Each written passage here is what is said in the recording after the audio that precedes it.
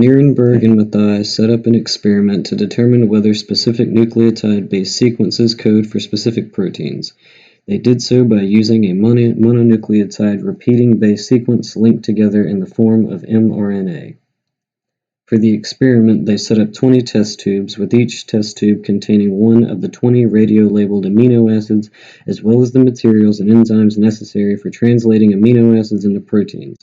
The only material excluded from the tubes was mRNA, which is required to translate amino acids into proteins. They then added poly-U mRNA, or mRNA made up of repeating U uracil bases, to all 20 test tubes. Only one test tube, which contained the radiolabeled phenylalanine amino acid, produced a radiolabeled protein. Based on the results, Nirenberg and Matthaei concluded that specific nucleotide-based sequences code for the translation of specific amino acids into proteins. 3 total codons were identified this way: UUU for phenylalanine, CCC for proline, and AAA for lysine.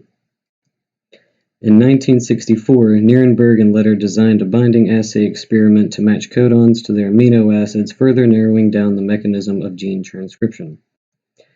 In their experiment, Nirenberg and Letter created a mixture of ribosomes, mRNA, and tRNA. mRNA strands are 3 nucleotide bases long, or the length of a single codon. The codons used were synthesized and, therefore, known by the scientists. tRNAs are made up of anticodons which bind corresponding mRNA codons, and amino acids which are bound to the tRNA.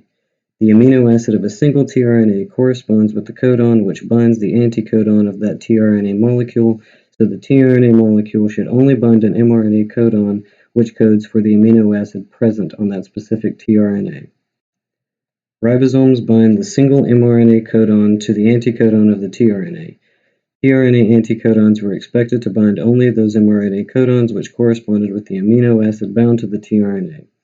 tRNA whose anticodons did not correspond with the mRNA present in the mixture would remain unbound.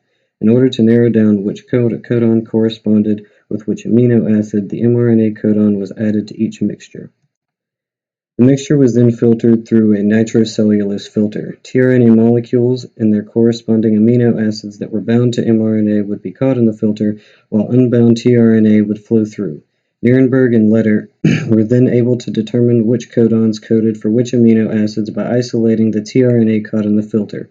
For example, if the mRNA present in the mixture consisted of the UGC codon, and the amino acid bound to the tRNA bound to the UGC codon was cysteine, then the UGC codon codes for the cysteine amino acid.